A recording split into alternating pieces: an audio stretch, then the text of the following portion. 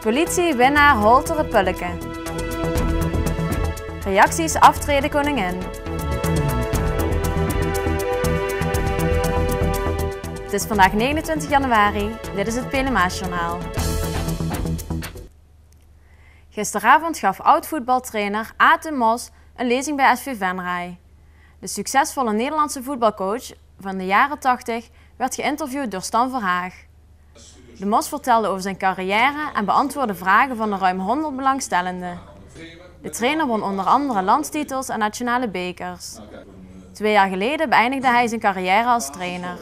Sindsdien is hij voetbalanalist.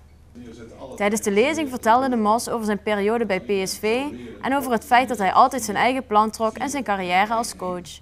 Ook zijn haat-liefdeverhouding met Johan Cruijff kwam aan bod. Het Holtere Pulleke van de Pielhaas werd gisteren uitgereikt in Café de Rooierie aan Politie Venray. Zij begingen volgens de organisatie de grootste blunder. De commissie Pers en Promotie kreeg dit jaar weer verschillende inzendingen binnen. Uiteindelijk bleef er een lijst van 5 genomineerden over. De Kiwanis is genomineerd voor het Holtere Pulleke. Politieregio Venray. Chris Derks, de boerenbruid van vorig jaar, is genomineerd. Wouter Poels, de voorzitter van de commissie MAK. En de gemeente Venray is genomineerd. De gemeente werd genomineerd voor het plakken van Gijsternen in plaats van gijsteren op de ruiten in het gerenoveerde gemeentehuis. De Kiwanis Club vergat door te geven dat zij een boekenmarkt organiseerde, waardoor de fontein ineens aanging en de markt in het water viel. Bijzondere blunders. Voor de organisatie staken er een paar genomineerden boven de anderen uit. Zij waren nog net iets dommer dan de anderen die kans maakten. Ja, we hebben er 2 die vonden we meteen allemaal wel echt de toppers. Die zijn ook alle 2 aanwezig vanavond. Ik heb ze al gezien en ja, er stak er eentje toch nog net bovenuit. 2 waren super en eentje was toch net nog de grootste blunder in dit verhaal.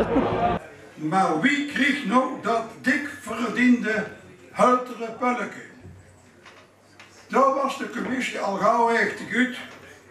En eenstemmig is er besloten dat het Holtere Pulleke 2013 is toegekend aan de mensen die letterlijk voor paal stonden, de Venraadse politie.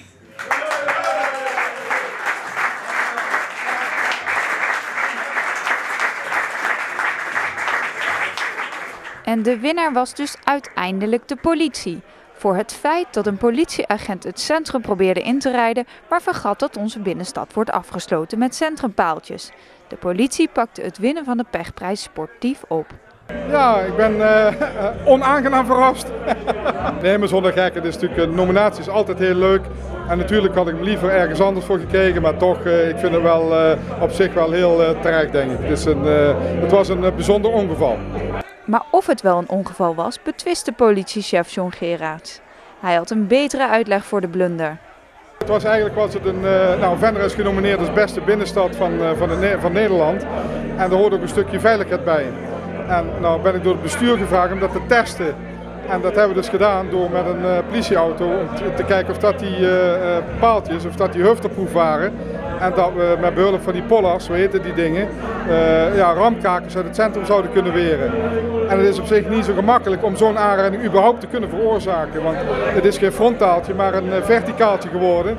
Ja, daar is toch heel wat stuurmanskunst voor nodig. Een bijzonder mooie uitleg, maar zeer ongeloofwaardig natuurlijk. De prijs was wel verdiend, want de politie had gewoonweg even een misser gemaakt.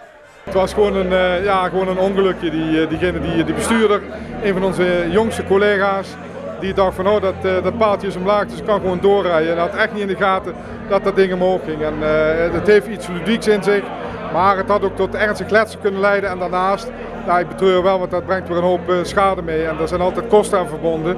En dat zijn over het algemeen wel gemeenschapskosten. Dus om die reden vind ik het natuurlijk niet goed. En de prijs krijgt nu een ereplaatsje op het bureau van de politie. Doelman Jeroen Houwe uit Oerlo is door KNVB-coach Albert Stuyvenberg geselecteerd voor Oranje onder 17. Het Nederlands team neemt van maandag 6 tot en met woensdag 13 februari deel aan een vierlandentoernooi in het Portugese Albufeira. Het team bereidt zich voor op de tweede ronde van het EK-kwalificatietoernooi. Italië, Noorwegen en Noord-Ierland komen naar Nederland om op 21, 23 en 26 maart 2013 plaatsing af te dwingen voor het EK 2013 voor spelers onder 17 jaar in Slowakije. Deze EK-eindronde staat van 5 tot en met 17 mei op het programma. Een historische dag. Koningin Beatrix maakte gisteren bekend dat zij op 30 april aftreedt. De televisieprogramma's stonden allemaal in een teken van haar abdicatie. Het Pelemaasjournaal kan natuurlijk niet achterblijven en ging Venray in om mensen om een reactie te vragen. En wat is nu een betere plek om dit in het café te doen, nu koning Pils onze troonopvolger wordt? Ja. Koningin Beatrix heeft gisteren bekendgemaakt dat ze gaat aftreden. Wat vindt u daarvan? Nou, het is wel de tijd. Ze mag van de oude dag gaan genieten. Persoonlijk vind ik het best wel jammer. Ik heb gisteren haar afscheidsspeechje gezien. En ik vind dat ze het gewoon ontzettend goed heeft gedaan. En ook de manier waarop ze nu terugtreedt, dat doet ze op een hele mooie manier, vind ik. Ja, ik snap het wel. Waarom?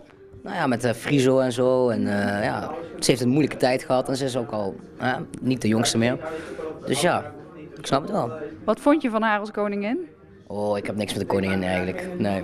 Nu Willem-Alexander als koning, wat verwacht u daarvan? Nou, ik wil het positief benaderen. Ik ga ervan uit dat hij het goed gaat doen. Ik denk dat Willem-Alexander een hele klus aan krijgt om haar te evenaren. Ik denk dat hij dat wel op een andere manier zal doen als zijn moeder. Maar hij heeft een hele goede, sterke vrouw achter zich en daar heb ik ook veel vertrouwen in. En een man weer aan de macht natuurlijk. En dat is op zich ook heel belangrijk. Tot zover dit Pelemaasjournaal. Tips kunt u mailen naar de redactie. Deze uitzending wordt herhaald tot en met woensdag 12 uur 's middags. Donderdagavond is de eerstvolgende nieuwsuitzending. Weer of geen weer, bij ons is het altijd vakantieweer. Aankomende nacht is er bewolking. Af en toe is er wat motregen. Morgenochtend komen er geleidelijk perioden met regen. In de middag wordt het droog en er zijn zonnige perioden en stapelwolken. Het wordt rond de 12 graden. Namens het hele team wens ik u een fijne avond.